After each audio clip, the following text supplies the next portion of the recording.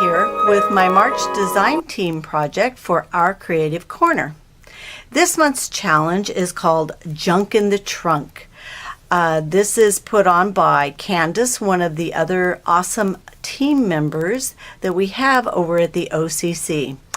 This is a really clever challenge that she's come up with, and I think that you're going to love to participate in this. At least we hope you will. There will be a link down below, of course, to the challenge, as well as information also on my blog and their blog on how you can enter the challenge. Now, for Junk in the Trunk, it is wanting you to use some of those fun items that you hoard or keep that generally you might want to throw away or put in your recycling bin.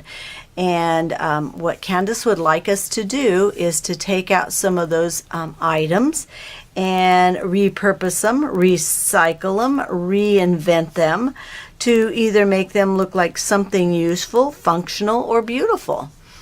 There are some great examples over on the OCC blog that the other designers have used in their creations, and so you want to pop over there and take a look, and it'll give you some more ideas. So these will be like unusual items that you would probably sometimes throw out, or like I said, you would probably stick them aside thinking, I should recycle this, but I can probably use this on something down the road, and we're all guilty of doing that. So that's what she's wanting you to do, is take those items out and put something together. Doesn't have to be a layout, doesn't have to be something like that. It can even be redesigning an old piece of furniture.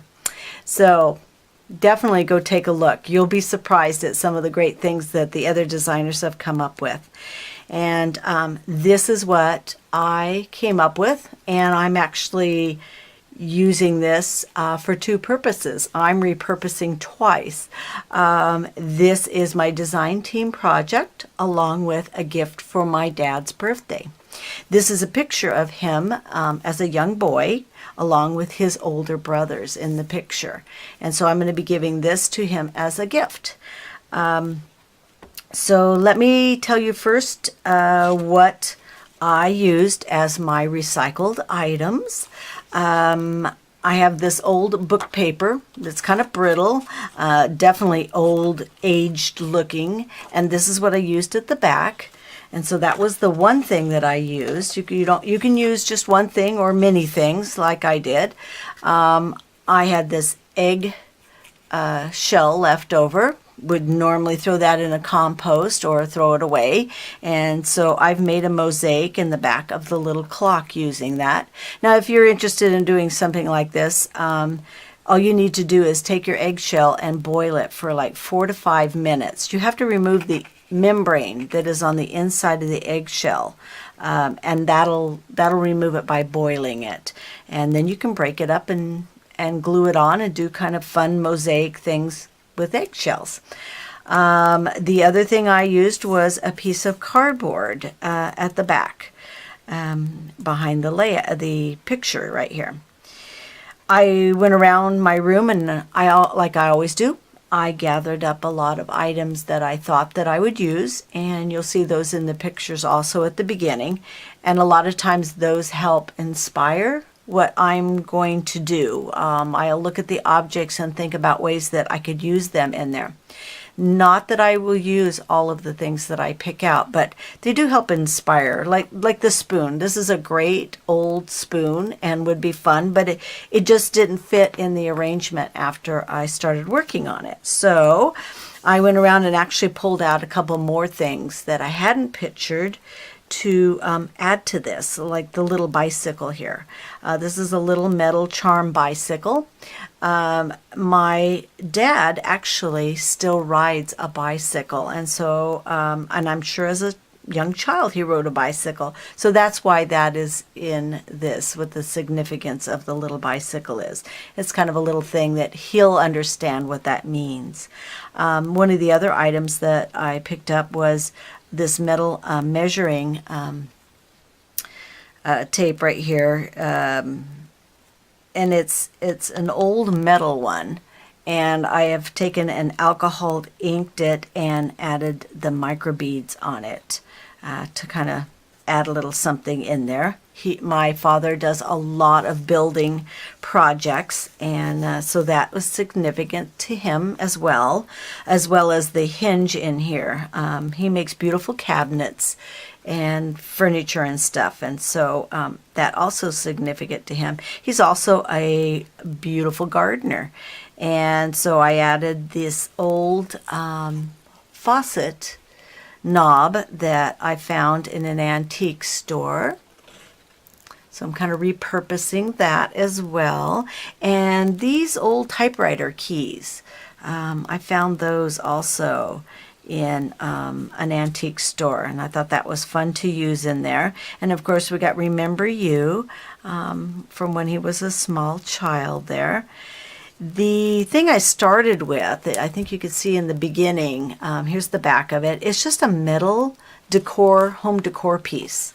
And it makes a good sturdy little background piece so that he can hang this in his office if he'd like to. And so you saw some of the processes that I went through putting this together in the video that's at the beginning of this.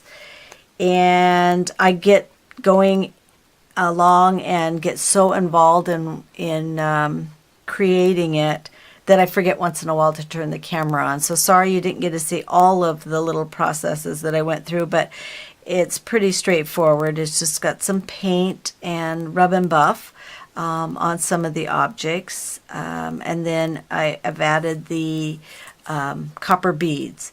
Now, some of these things I actually sell in my Art Fire store, which of course there's a link down below for, so you can go check that out. One of the things that I used was the soft gel Art Basics. This is by Prima.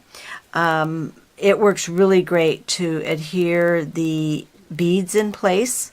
They're not going to go anywhere after this is sealed them down. I also used it as an adhesive to put the papers down with. If I wanted to, it works great as like a varnish. I could have gone over everything afterwards and left a nice finish on it as well to hold everything in place, but it actually holds the beads down just fine. Now, speaking of those, I am in love with these micro beads.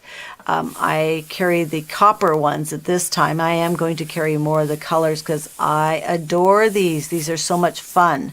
And I love the look that it gives to the stuff you're working on. And of course, it really goes great with the vintage look. And as you can see, I've put them here on the ruler, the metal ruler, and down on this side to kind of bring it together. But it just makes it look like just metal kind of floating around on your projects. And I just think that is so much fun. Such a great look to add to things.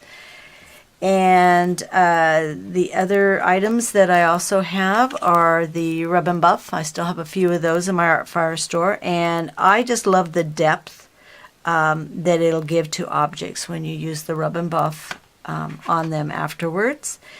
I also have on the corners of the picture, on here, on the edges of stuff, I've gone along and used my emboss dauber that I carry and this distress powder, and this is in the, I believe, the Vintage Photo.